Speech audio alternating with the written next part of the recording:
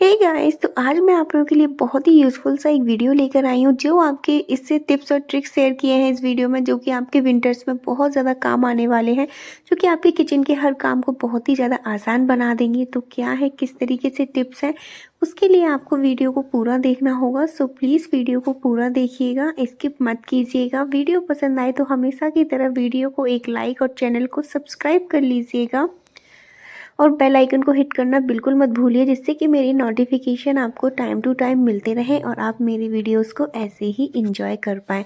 तो चलिए फटाफट से बिना देरी के वीडियो स्टार्ट करते हैं। तो सबसे पहले गाइस यहाँ पर देखिए, मैं गार्लिक ये है, ठीक है। अब सर्दियों में गार्लिक तो बहुत ज़्यादा खाया ही जाता है, ठीक है। तो मैं भी यहाँ पर, वैसे तो मैं समर्स में कम यूज़ करती हूँ, ना कि बराबरी, एंड विंटर्स में तो यूज़ करती हूँ। लेकिन अब क्या है ना, इस टाइम गार्लिक बहुत ज़्यादा महंगा है, तो आपको हमेशा अगर स्टोर करके रखना है थोड़े टाइम के लिए, तो आप ना जिस भी बॉक्स में रखें उसमें एक होल वगैरह ज़रूर कर दीजिए, जिससे कि एयर्स हमेशा पास होती रहे और आपकी इस तरीके से गार्लिक वगैरह बिल्कुल भी नहीं ख़राब होंगे। तो यहाँ पर देखिए, गार्लिक बहुत ज़्यादा, मतलब इस टाइम काफ़ी ज़्यादा इसके प्राइस है, महंगा मिल रहा है।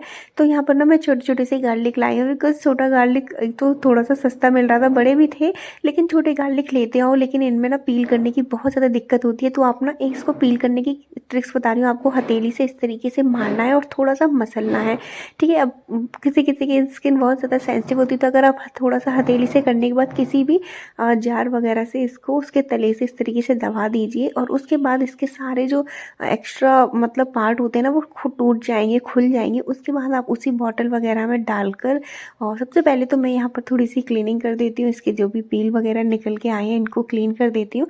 उसके बाद आपको क्या करना है, सारे जो भी आपकी गार्लिक वगैरह है एक जार में डाल लीजिए, और बस इस तरीके से आपको ना तेज तेज इसको शेक करना है। टोटल आपको 20 से 30 सेकंड तक बस इसको इस तरीके से हिलाना है, और थोड़ा तेज हिलाइएगा, जिससे कि क्या है ना, आपकी जो भी गार्लिक वगैरह होंगे ना, वो सारे के सारे अपने आप पील हो जाएंगे। किस तरीके से, एक मिनट में आपको दिखाती हूँ। तो यहाँ पर देखिए, प्लेट में निकाल कर मैं आपको दिखा रही हूँ, और ये देखिए यहाँ पे जितने भी गार्लिक्स वगैरह थे मैंने सारे इसमें डाल दिए थे, जितने की भी नीड थी।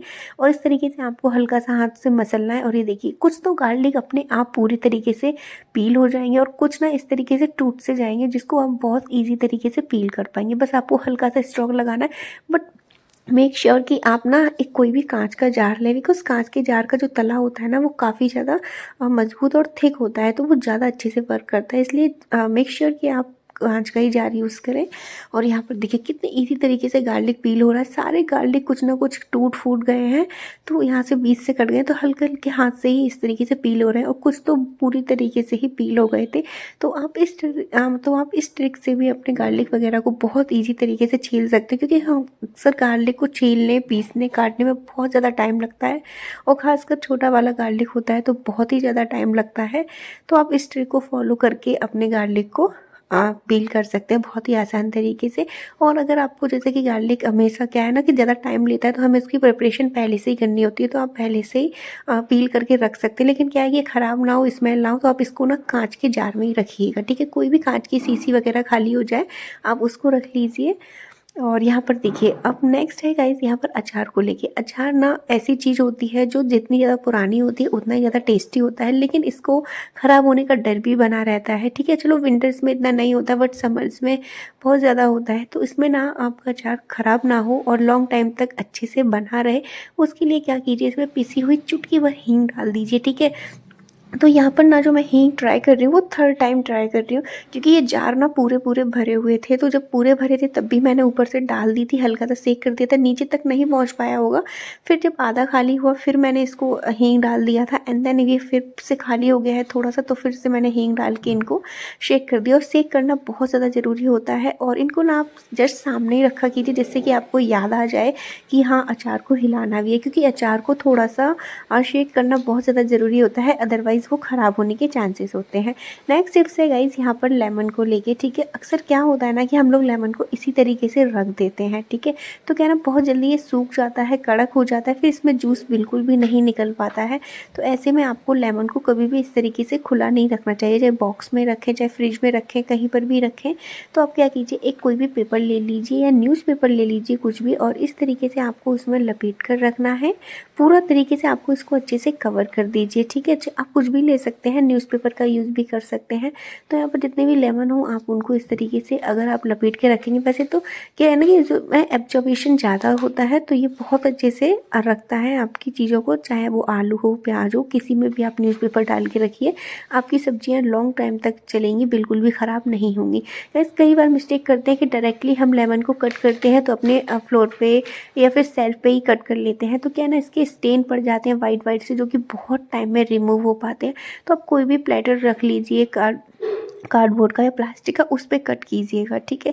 तो ये देखिए कितना ज़्यादा जूसी है, अगर आप इस तरीके से रखेंगे तो आपके लेमन हमेशा इसी तरीके से जूसी बने रहेंगे, बिल्कुल भी ड्राई नहीं होंगे, ठीक है। इसी से एक ट्रिक्स और बता रही हूँ कि अक्सर क्या होता है ना कि हम लोग जब भी पेंसिल से कुछ भी बच्चे राइट करते हैं देन उसको इरेज करना काफ़ी ईजी होता है, आप इरेजर से इरेज कर सकते हैं, लेकिन जब भी पेन वगैरह से हम लिख देते हैं तो वो इरेज नहीं हो पाता है, फिर हमें फ्लूट वगैरह का ही यूज़ करना पड़ता है। तो आप ना इस तरीके से लेमन, अगर आप कोई भी पेन की चीज़ को इरेज करना चाहते हैं तो आप लेमन में बस हल्की सी टूथपिक को लेके और जहाँ पर भी आपको इरेज करना है बस उस पर इस तरीके से रफ कीजिए। तो यहाँ पर मैं कोई राइटिंग को तो नहीं कर रही हूँ, राइटिंग के नीचे जो मैंने अंडरलाइन की थी ना दो, उनको रिमूव कर रही हूँ। तो बस इस तरीके से लेमन में आपको स्क्वीज़ करना है और यहाँ पर देखिए हल्का सा डिप करना है और बस इस तरीके से आपको जो भी आपको इरेज करना है उस पर इस तरीके से कीजिएगा, बहुत ईजी तरीके से इरेज हो जाता है। यहाँ पर मैं आपको दिखाती हूँ, देखिए कितने ईजी तरीके से इरेज होने लगता है। तो आप इस तरीके से ट्राई कर सकते हैं अगर आपको थोड़ा बहुत पेन का कोई भी चीज़ इरेज करनी है, और देन उसके ऊपर आप फिर से राइट कर देंगे, देन वो फिर बिल्कुल हाइड हो जाएगा, नहीं दिखेगा। नेक्स्ट टिप्स है यहाँ पर ऑनियन को लेके। ऑनियन अक्सर क्या होता है जब भी हम प्याज वगैरह को कट करते हैं ना, तो सबसे बड़ी दिक्कत आती है कि हमारे जो है आंसू बहुत ज़्यादा निकल आते हैं। अगर एक आध प्याज काटनी हो तो चलो हम आंसुओं को भी झेल लेते हैं, चलो एक ही प्याज काटनी है कोई दिक्कत नहीं है। लेकिन कई बार जब हम कुछ ऐसी सब्जी बना रहे हैं जिसमें ज़्यादा प्याज चाहिए होती है, लाइक हम पनीर दो प्याज़ा बनाते हैं या फिर हम पनीर की प्याज की ग्रेवी बनाते हैं, है ना, प्याज की सब्ज़ी बनाते हैं जिसमें प्याज मैक्सिमम लगता है, तो उनमें ना काफ़ी ज़्यादा प्याज की कटिंग करनी पड़ती है। और जब कटिंग करनी पड़ती है तो हमारी हालत कुछ इस तरीके से हो जाती है, देखिए कितने सारे टीयर्स वगैरह हमारे बाहर निकल के आ जाते हैं और आँखें तो बिल्कुल खुलती नहीं है। तो हम ऐसे में कोई और सब्ज़ी कट करने के बारे में सोच भी नहीं सकते हैं। तो अगर इस सिचुएशन आ जाती है तो आप एक हैक्स ट्राई कर सकते हैं, बहुत मैं इसी को ट्राई करती हूँ जब भी मुझे ज़्यादा प्याज काटनी पड़ती है। तो मैं क्या करती हूँ, एक ब्रेड का स्लाइस लेती हूँ और ब्रेड का स्लाइस में से एक टुकड़ा लेती हूँ, ठीक है, एक छोटा सा पीस इस तरीके से कट करके और इसको ना इस तरीके से मुंह में दबा के रख लेती हूँ, ठीक है। तो आपको इसको च्यू नहीं करना है, अंदर चबा कर पेट के अंदर नहीं ले जाना, बस आपको इसी तरीके से मुँह में रखना है। एंड देन आप उसके बाद अपना जो भी ऑनियन का कटिंग का प्रोसेस है आप उसको आगे बढ़ा सकते हैं। उसके बाद आप जितनी चाहे उतनी प्याज काटें, चाहे आप एक प्याज काटें या आप 1 किलो प्याज काटें, ठीक है, और आपकी आंखों से आंसू बिल्कुल भी नहीं निकलेंगे। और यहाँ पर आप देख सकते हैं कि मैं कितनी ज़्यादा प्याज काट रही हूँ, बिकॉज़ आज मुझे बैंगन का भरता बनाना है तो उसमें मुझे प्याज ज़्यादा लगने वाली है, ठीक है। तो यहाँ पर देखिए इस तरीके से आप अपनी प्याज को बहुत ही ईजी तरीके से कट कर सकते हैं। और कट करने के बाद क्या है कि आपके जो भी है आंसू वगैरह बिल्कुल भी नहीं निकलेंगे। यहाँ पर मैं अभी आपको अपनी शक्ल भी दिखाऊंगी कि मैंने इतनी प्याज काटने के बाद मेरी हालत क्या थी। तो यहाँ पर देखिए इस तरीके से कितनी बारीक प्याज को मैंने पक काट कर तैयार कर लिया है। अब आप देखिए बिल्कुल भी मेरे आंखों में आंसू एक भी नहीं है यहाँ पर। और अभी देखिए ब्रेड का स्लाइस अभी भी मेरे मुंह में ही है। तो बस उसके बाद जैसे ही आपका प्रोसेस ख़त्म हो जाए प्याज काटने का, उसके बाद आप इसको चबा के अपने पेट के अंदर ले सकते हैं। तो नेक्स्ट टिप्स है गाइज यहाँ पर कि मैं आपको बताऊँगी कि आप अपने पुराने ब्रश से अपनी सुई में धागा किस तरीके से डाल सकते हैं। क्योंकि क्या होता है ना कि हम जो बड़ी वाली सुई होती है उसमें तो बहुत ही ईजी तरीके से थ्रेड को डाल देते हैं, बट क्या होता है ना जो पतली वाली सुई होती है ना, इनका होल बहुत ज़्यादा छोटा होता है, तो इनमें धागा बहुत ईजी तरीके से नहीं जा पाता है, काफ़ी मशक्क़त करने के बाद भी नहीं जाता है। तो यहाँ पे एक छोटा सा टिप शेयर कर रही हूँ। आप कोई भी टूथब्रश ले लीजिए, नया पुराना कोई भी, इससे आपके कोई भी नए ब्रश को भी हार्म नहीं होने वाला है।